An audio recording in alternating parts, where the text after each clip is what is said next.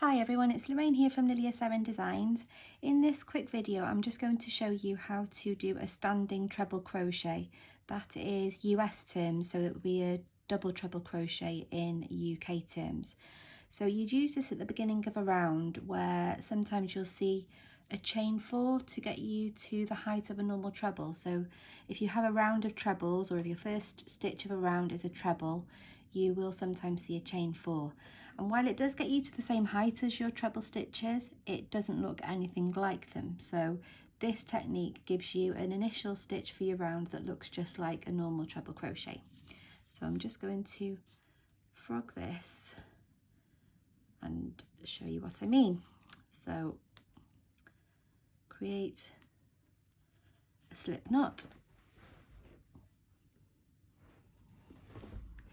and we're going to yarn over twice, and with our index finger we're going to pinch those loops on the hook to keep them in place.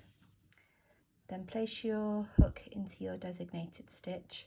I'm working into the third loop on this leaf, but just into whatever your indicated stitch is.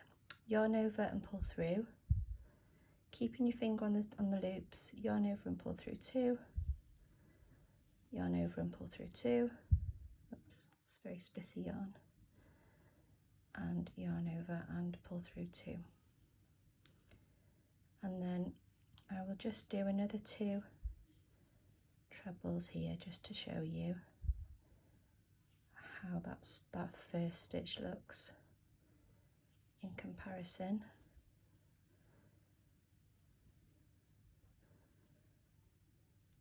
And you'll see that it looks very much like your first stitch looks very much like your other 2 treble crochets.